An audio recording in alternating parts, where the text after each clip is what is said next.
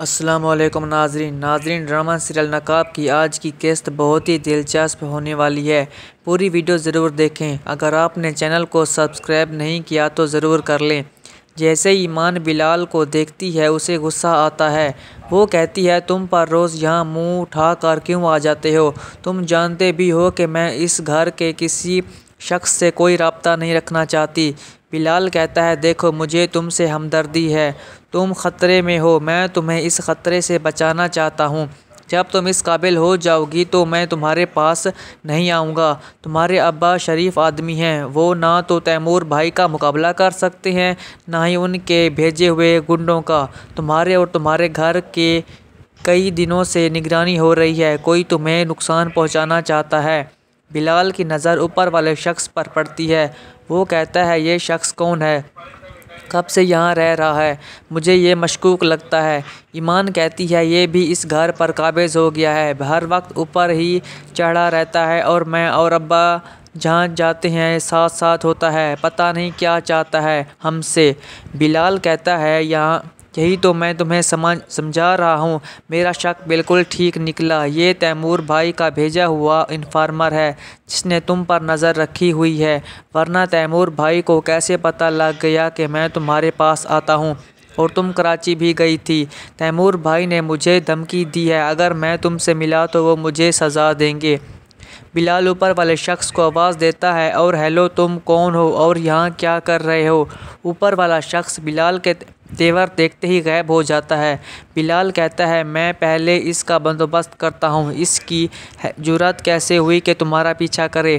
اتنے میں سلیم بھی آ جاتا ہے اور بلال سے حال پوچھتا ہے۔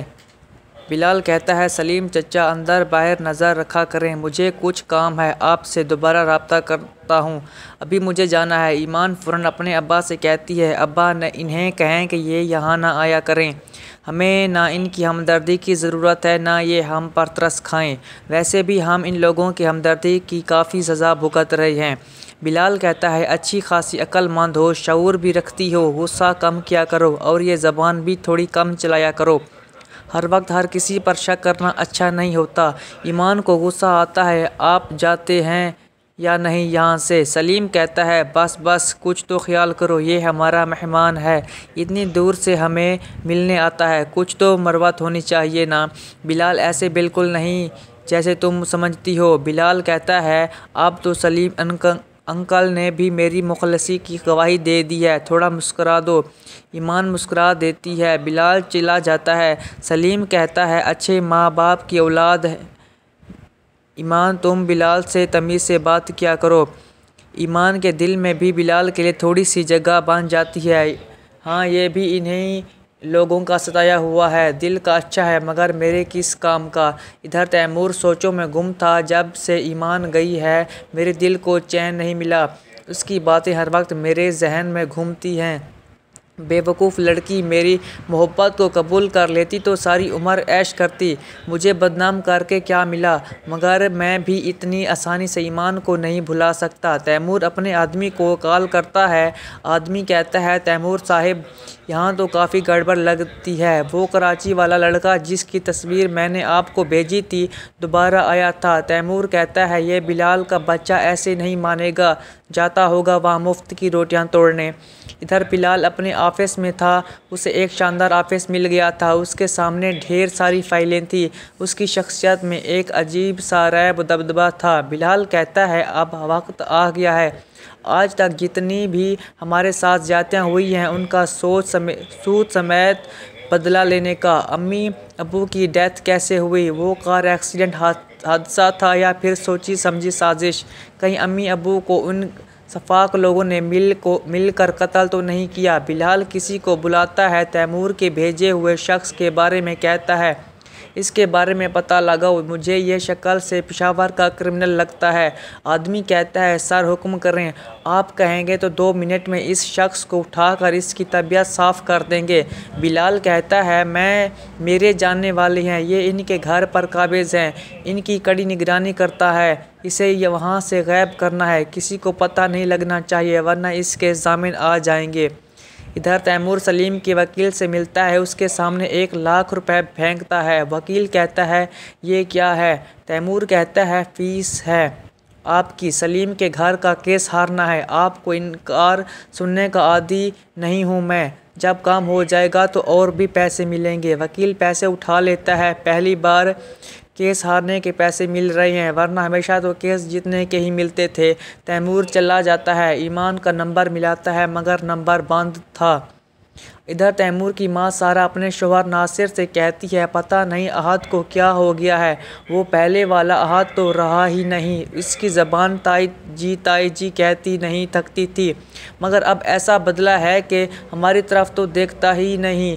नासिर कहता है बच्चा है ना समझ है, जवानी है, ये उम्र ही ऐसी होती है। सारा कहती है नहीं नासिर साहब, ज़रूर अंदर कोई बड़ी खिचड़ी पक रही है।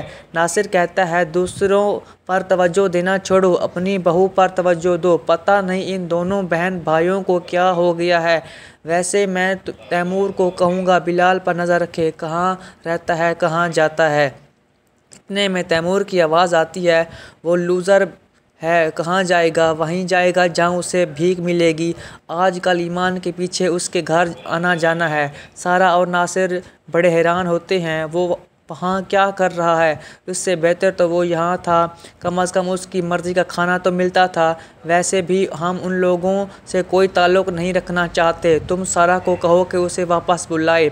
सारा कहती है आप ठीक कह रही है नासिर साहब, बिलाल यहाँ रहेगा तो छोटे मोटे काम तो करेगा ना, पार्टी वगैरह हो तो मेन्यू अच्छा सेट करता है, उसके होते हुए किसी चीज़ की कमी नहीं रहती। आपने देखा नहीं लैला ने पहली ही पार्टी अपने दम पर रखी थी, कितनी बेइज्जती हुई है, किसी को मुंह दिखाने के लायक नहीं छोड़ा।